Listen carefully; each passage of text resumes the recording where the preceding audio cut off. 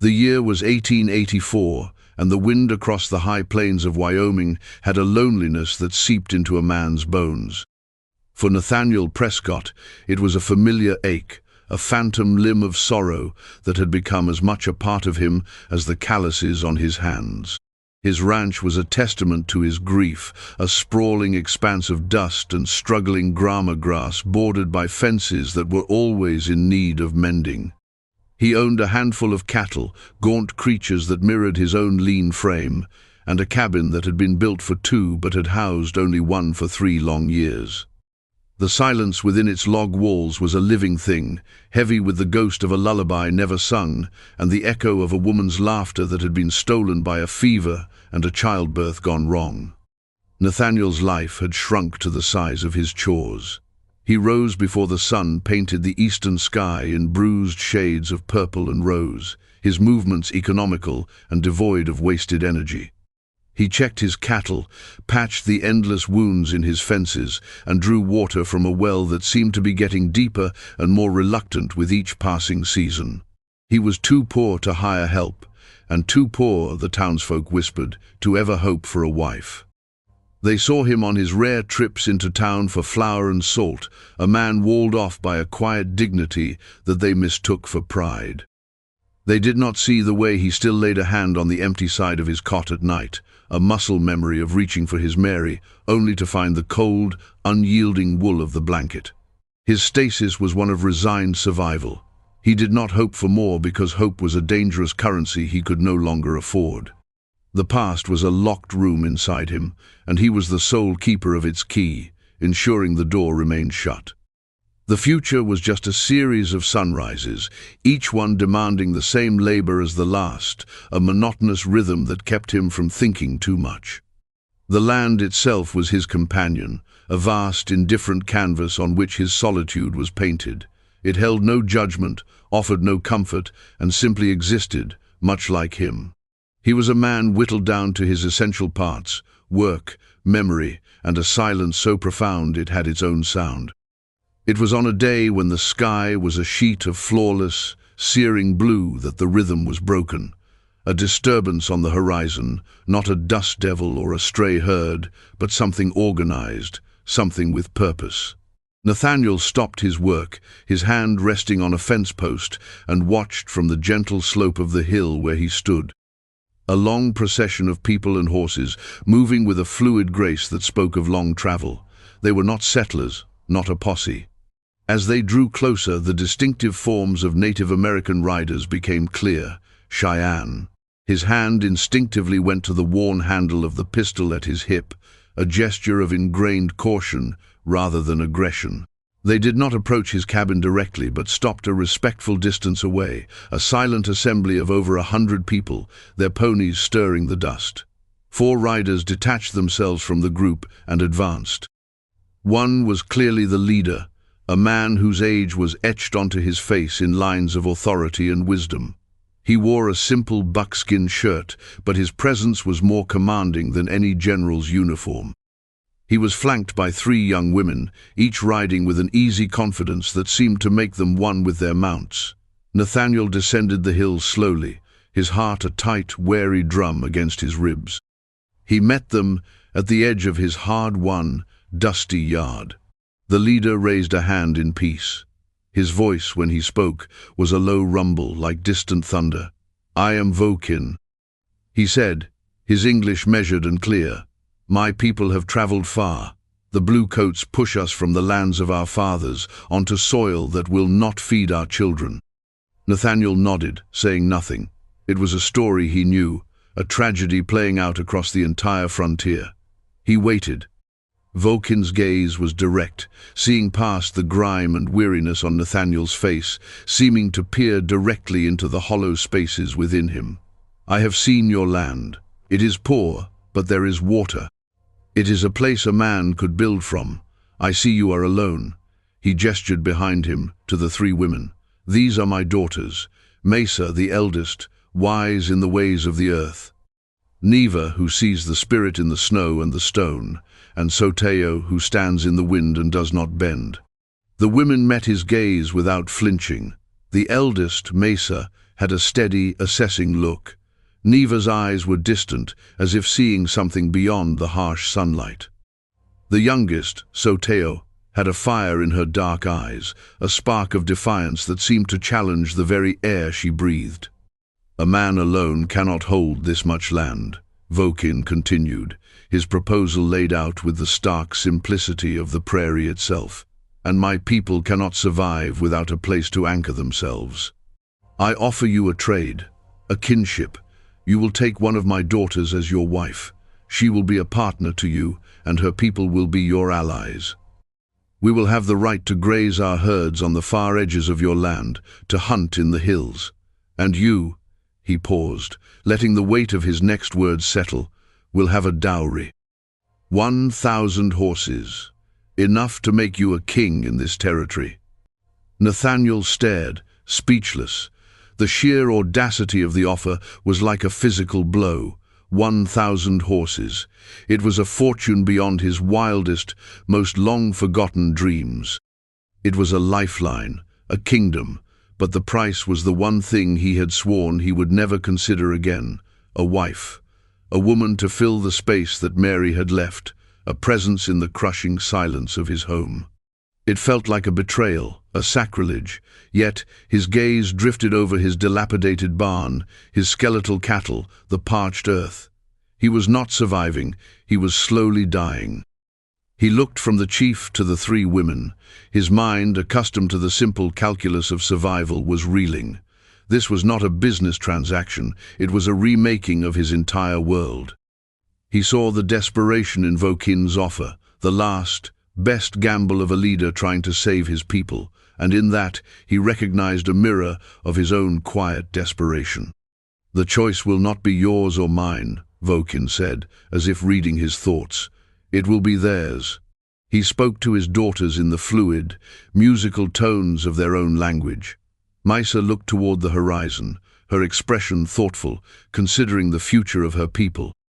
Neva closed her eyes for a moment, as if listening for an answer from the land itself. But it was Soteo who acted. With a sharp, decisive movement, she nudged her pony forward a single step. Her chin was high, her eyes still blazing with that untamable fire. It was not a look of affection or eagerness, it was a look of duty, of sacrifice, of a warrior stepping into the breach. She had made her choice. Vokin nodded once, a deep and somber acknowledgement. The deal was struck. Within the hour, the world had changed. The Cheyenne band moved on, flowing like a river toward the distant hills, leaving behind a sea of horses that filled Nathaniel's valley. The thunder of their hooves was the sound of his new reality, and standing alone in the yard, a small bundle of her possessions at her feet, was Soteo. She watched her family disappear, her posture rigid, a lone, stark figure against the vast, empty landscape. Nathaniel stood on his porch, the owner of 1,000 horses and a wife he did not know, feeling poorer and more adrift than he ever had before. The first days were a lesson in silence. It was a different kind of silence from the one Nathaniel had known. His had been born of absence, a hollow echo. This new silence was one of presence, a thick, charged atmosphere of two strangers orbiting each other in a shared, confined space.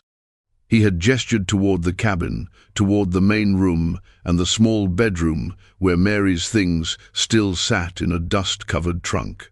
"You can take the house," he had offered, the words clumsy in his throat. Soteo had looked at the dark doorway of the cabin, then at the sturdy but rough-hewn barn. Without a word, she had picked up her bundle and walked to the barn, choosing for herself a clean, empty stall meant for a prized stallion. She swept it clean with a broken branch and laid out her bedroll. The message was clear.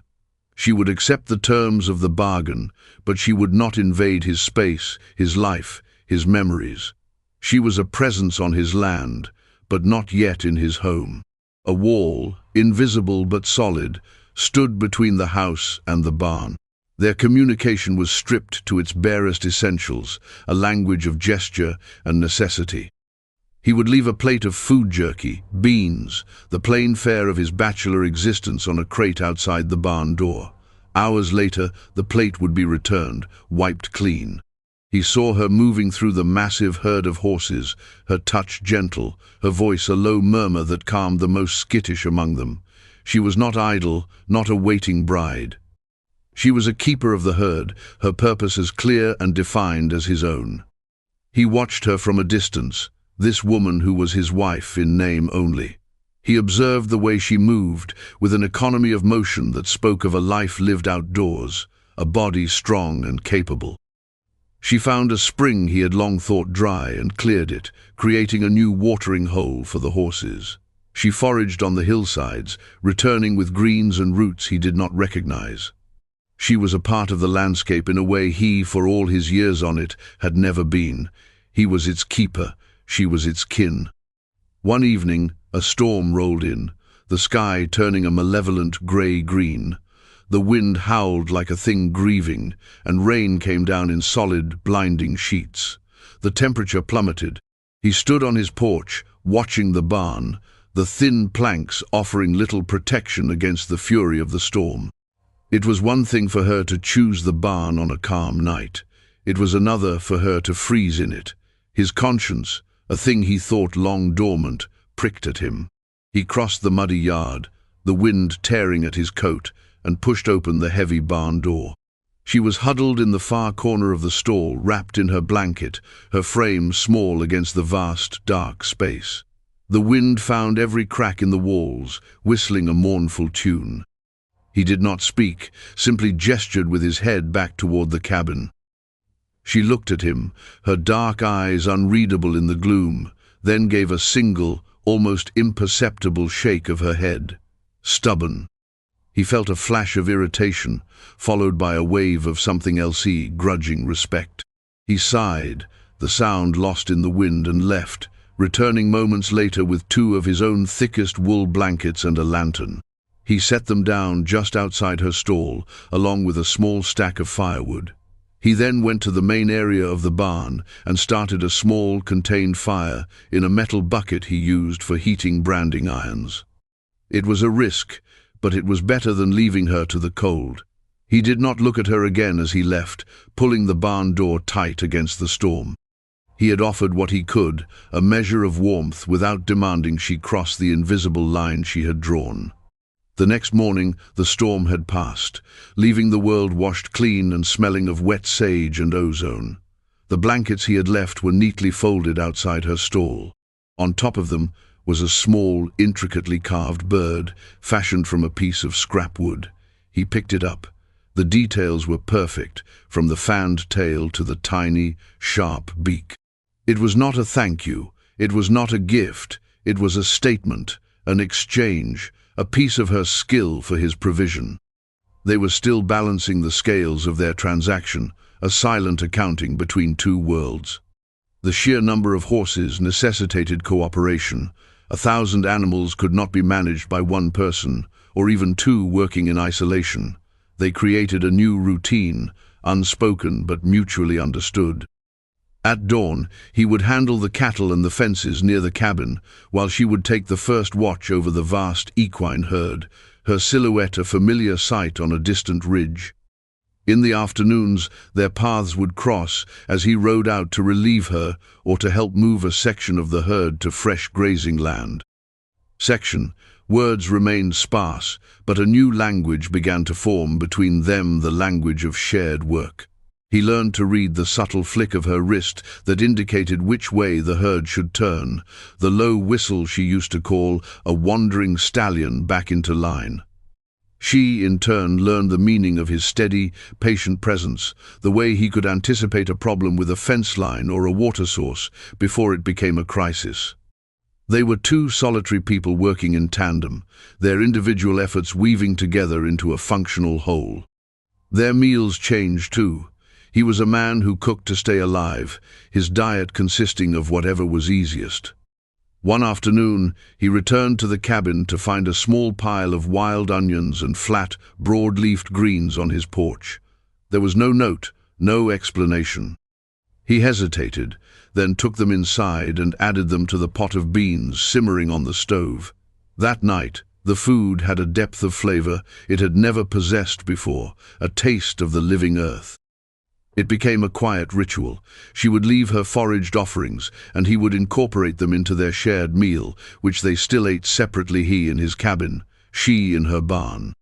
But now the food itself was a point of connection, a shared taste on their solitary tongues. A month bled into the next. The fierce heat of summer softened into the golden melancholy of autumn. The land changed, and something was changing between them too. The silence was less of a wall and more of a space, a quiet territory they were beginning to share. He found himself looking for her figure on the horizon, the knot of tension in his chest loosening slightly when he saw she was there, a steady, constant presence. One day, he was repairing a section of fence on the far pasture when his horse, a normally placid gelding, spooked at a rattlesnake. The horse reared, and Nathaniel, caught off guard, was thrown hard. He landed badly, his leg twisting beneath him with a sickening crack of bone. A wave of white-hot pain washed over him, and the world went dark at the edges. He lay in the dust, grit in his teeth, the pain a relentless, searing fire in his shin. He tried to push himself up, but the leg wouldn't hold him. He was miles from the cabin, utterly alone. Or so he thought. He did not know how long he lay there before a shadow fell over him. He looked up to see Sotayo standing there, her expression for once unmasked, showing a flicker of alarm. She had seen his riderless horse galloping back toward the herd and had come to investigate.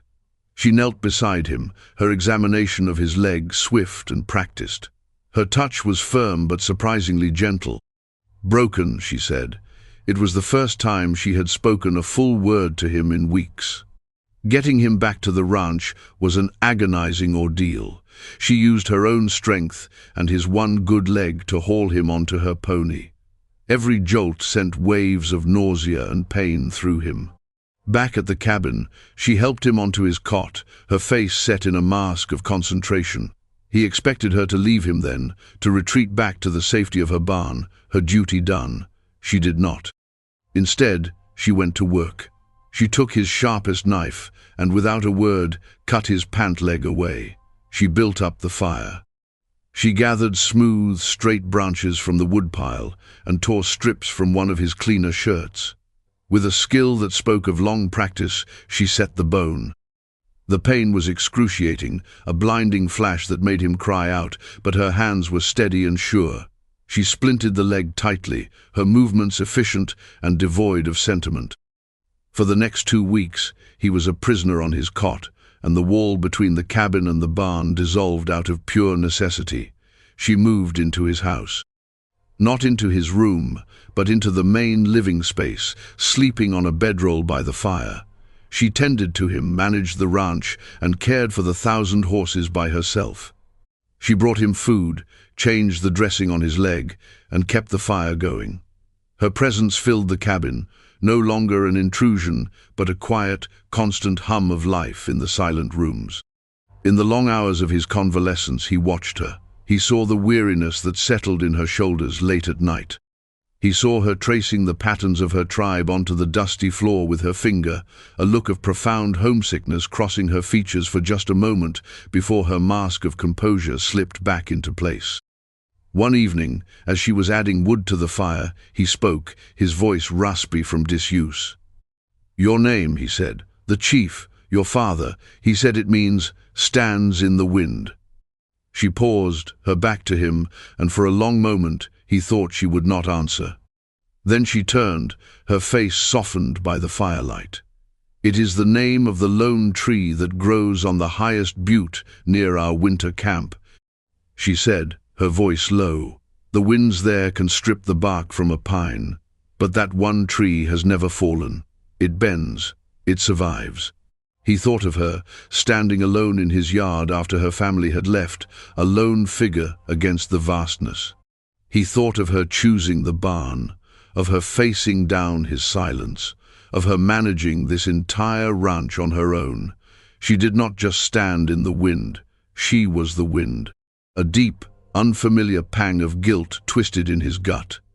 He had taken her as payment for a debt, a piece in a transaction to save his own failing life. He had never once considered what the cost had been to her. "You gave up your home," he said, the words an inadequate apology. "For this." He gestured around the small, dark cabin. She looked at him, her gaze direct and unflinching. "My people have a home for the winter.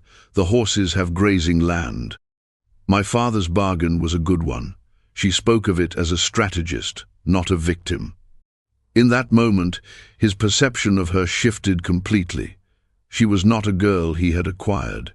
She was a woman who had made a choice, a sacrifice born of strength and loyalty, not submission. He had been so lost in the geography of his own grief that he had failed to see the map of hers. He saw the strength it took for her to be here, in this alien place, with this silent, broken man. And for the first time since Mary's death, Nathaniel Prescott felt a profound and humbling connection to another living soul. The ice that had encased his heart for 3 years began to show the faintest of cracks. The first snow of winter came early, a thick, wet blanket that muffled the world in white. The leg had healed, leaving him with a limp that would likely be his companion for life, a physical reminder of his dependency on her. The incident had changed their dynamic. The wall was gone, and in its place was a fragile, tentative bridge. She still slept by the fire, but they now ate their meals at the same table, the silence between them more comfortable, punctuated by the small sounds of living. He learned more about her in small, quiet moments. He learned that she had a healer's knowledge of herbs, that she could predict the weather by the behavior of the birds, and that she possessed a quiet, dry wit that would surface unexpectedly, a brief flash of humor that would light up her serious face. In turn, she learned things about him. She saw the way his hands, though rough, could be gentle when mending a leather strap. She saw the deep sorrow that still lived in his eyes when he thought she was not looking. She never asked about it, but she knew it was there, a ghost that shared their cabin. As the snow deepened, they were forced to make a trip to town for supplies they could not forage or make. The 1,000 horses, now a recognized part of the Prescott Ranch, had made him a man of note. He was no longer just the poor, grieving widower. He was a man of substance, a mystery. He loaded the wagon, and Soteo, wrapped in a thick buffalo robe he had given her, climbed up beside him. It was her first time in the town, and her first time being presented, officially, as his wife. The town of Redemption was a collection of raw timber buildings, huddled against the vast whiteness of the plains. As their wagon rolled down the main street, curtains twitched in windows. Heads turned. The whispers followed them like a trail of smoke. When Nathaniel pulled up in front of Hale's Mercantile, a group of men loafing on the porch fell silent, their eyes fixed on Soteo with a mixture of curiosity and open hostility. Nathaniel felt a familiar defensiveness rise in him, but it was different now. It was not for himself, but for her. He helped her down from the wagon, his hand briefly touching her arm, a small protective gesture. He could feel her tense beside him, her back straight, her chin high, as she faced the silent, staring men.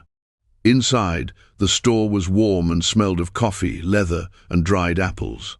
Mr. Hale, a portly man with a perpetually sour expression, stood behind the counter. His eyes flickered from Nathaniel to Soteo and back again, his lips tightening in disapproval. "Prescott," he said, his tone clipped. "Heard you came into some fortune." He said the word fortune as if it were an accusation. "I need flour, salt, coffee, and cartridges," Nathaniel said, ignoring the jibe. Hale's gaze lingered on Sotero. "Don't serve her kind in here," he said, his voice low and venomous. "You want your goods, you have her wait outside with the horses, where she belongs." The air in the store grew thick and cold. Soteo did not flinch, her expression unreadable, but Nathaniel felt a tremor of rage go through him, hot and cleansing. For 3 years he had been a ghost, moving through this town and his life without passion or anger. He had accepted their pity and their judgment with mute indifference. But this insult, aimed at the woman who had set his bone, managed his ranch, and shared his table, was an insult he would not swallow. He placed both of his hands flat on the counter and leaned forward, his voice quiet, but carrying the deadly weight of a coiled snake. "Her name is Sotayo Prescott. She is my wife. And you will show her the respect that name commands. Now, you will fill my order, or I will take my business, and the business of every man who works my herd from now on, to the next town." The threat was not idle. The Prescott Ranch, with its 1,000 horses, was suddenly the biggest enterprise in the county. The loss of its business would cripple the mercantile. Hale's face flushed a blotchy red. He looked from Nathaniel's cold, determined eyes to the silent, defiant woman beside him. He saw he had misjudged the man. This was not the broken widower he remembered. This was someone new. With ill grace, Hale turned and began to gather the supplies, slamming them onto the counter. The other customers in the store watched, their expressions ranging from disapproval to a new, grudging respect. Nathaniel had drawn a line in the sand. He paid for his goods, loaded the wagon, and helped Sotayo back onto the seat, all under the watchful, resentful eyes of the townsfolk. As they rode out of town, the silence in the wagon was different yet again. It was the silence of a battle fought and won together. He glanced at her. Her face was turned away, looking out at the endless expanse of snow, but he saw the tension in her shoulders begin to ease. "Thank you," she said, her voice so soft he almost missed it. "He had no right," Nathaniel replied, his hands tight on the reins. He had not done it for a thank you. He had done it because, in that moment, in that store, her dignity had felt as important as his own. He had defended her, and in doing so, he had defended the new life that was beginning to take root in the barren soil of his old one. They were no longer just two parties in a transaction. They were a family, forged not by ceremony or affection, but by the shared fire of a common enemy. The stand in town had consequences. The resentment in redemption festered, nourished by envy and prejudice. Whispers grew louder, speculating that Nathaniel had stolen the horses, that the Cheyenne woman had bewitched him. Hale's son, a bitter young man named Walter, with none of his father's grudging pragmatism, began to stir up trouble, talking loudly in the saloon about the savage at the Prescott Ranch and the fortune that rightly belonged to white men. A week later, the threat materialized. It was near dusk, the sky a deep, bruised plum color, when Nathaniel saw them coming. A group of about a dozen riders, dark shapes moving against the snow, their intent clear in the aggressive way they approached the cabin. He recognized Walter Hale at their head. "Sotayo inside," he ordered, his voice sharp. He grabbed his rifle from its pegs by the door. "Bar the door and stay away from the windows." She looked from him to the approaching riders, her eyes dark with understanding. She did not argue. She slipped inside the cabin, and he heard the heavy wooden bar fall into place. He stood on the porch, his rifle held loosely at his side, a lone figure waiting for the confrontation. His heart was pounding, but his mind was strangely calm. He was no longer defending just land and property. He was defending his home. Walter Hale and his men pulled up in a half-circle, their horses stamping nervously in the snow. Their faces, flushed with cheap whiskey and self-righteous anger, were ugly in the fading light. "Prescott," Walter shouted, "we've come for what's ours. This land, these horses. They belong to folks like us, not to be squandered on some Indian witch. Send her out." "This is my land," Nathaniel said, his voice even and cold.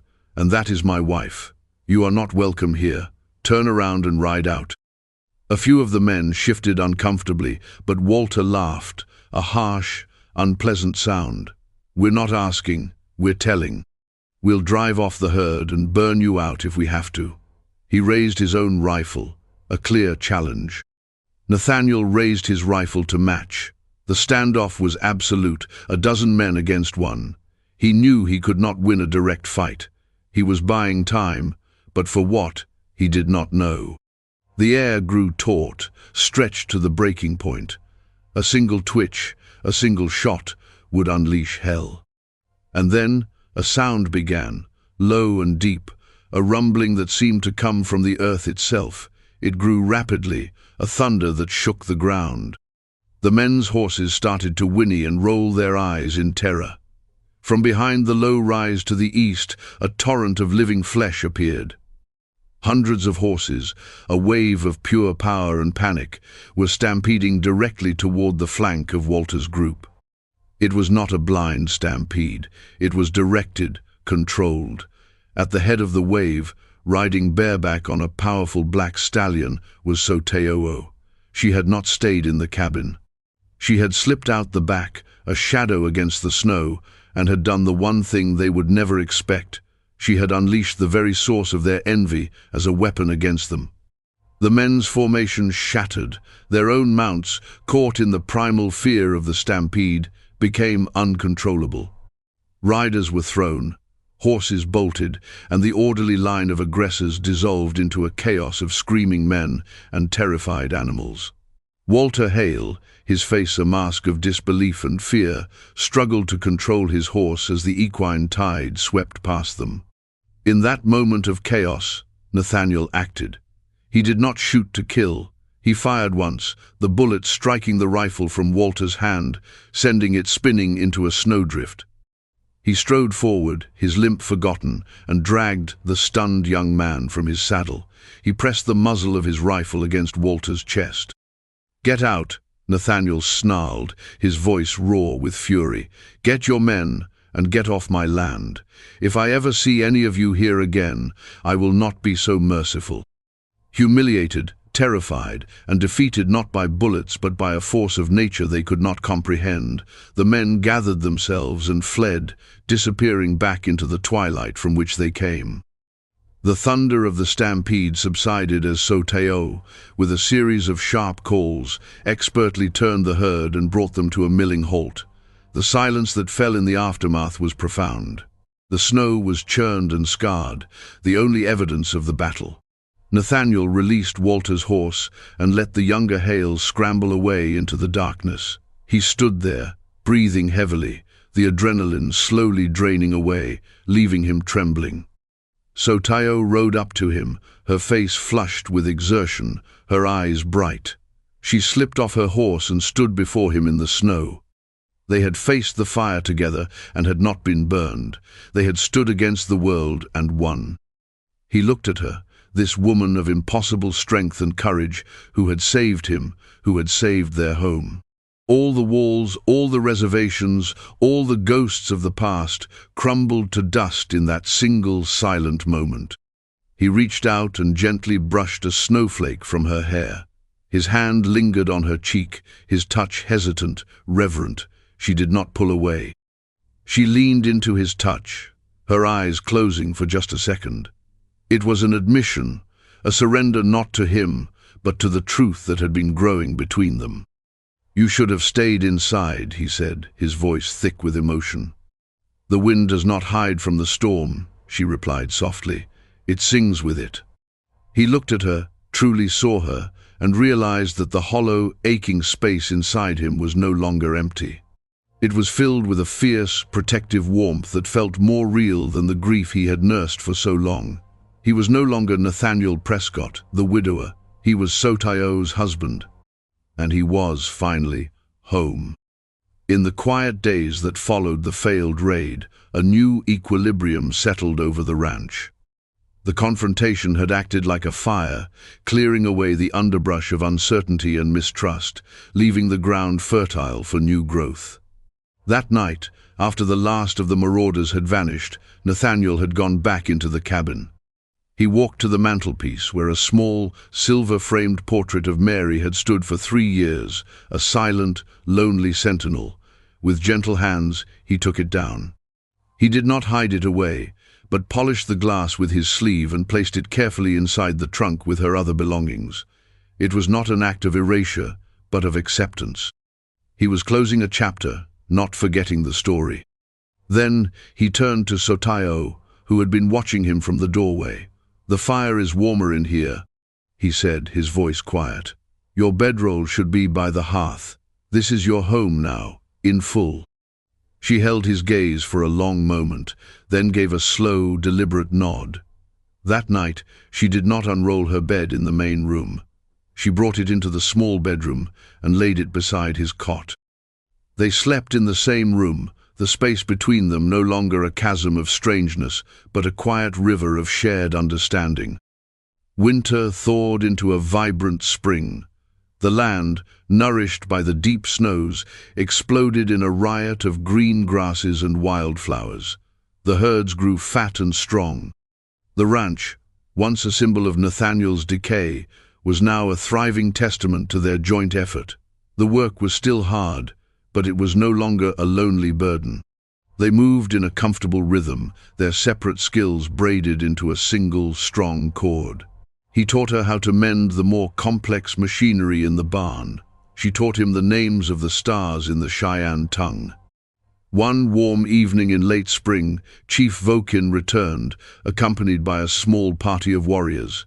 He came not as a desperate leader, but as a father. He saw the healthy herds, the mended fences, the look of profound peace that now settled on his daughter's face. He saw the way she and Nathaniel moved around each other, an unspoken conversation in every shared glance and easy gesture. Vokini and Nathaniel sat on the porch, watching as Sotayo moved among her favorite mares. When I left her here, the chief said, his gaze distant, my heart was heavy. I gave my daughter to a stranger to save my people. I feared I had traded her life for ours. She saved my life, Nathaniel replied simply, his eyes following Sotayo's every move, in more ways than one. The chief nodded, a deep satisfaction in his eyes. You have honored the bargain. You have honored her. You have made a home here. Kinship is a strong rope. It has held us all. That night, they all ate together at the table inside the cabin. It was filled with conversation and laughter, the blended sounds of two languages and two cultures becoming one. The ghosts were gone, replaced by the vibrant presence of life. Later, after the chief and his men had made their camp by the creek, Nathaniel and Sotayo stood on the porch, looking up at the vast, star-dusted sky. The air was soft and smelled of cottonwood and damp earth. He reached for her hand, his rough fingers lacing through hers. It felt natural, right? I was a poor man when your father arrived, Nathaniel said, his voice a low murmur. Not because I had no money, but because I had no future. I was living in the past, with nothing to look forward to but the sunset.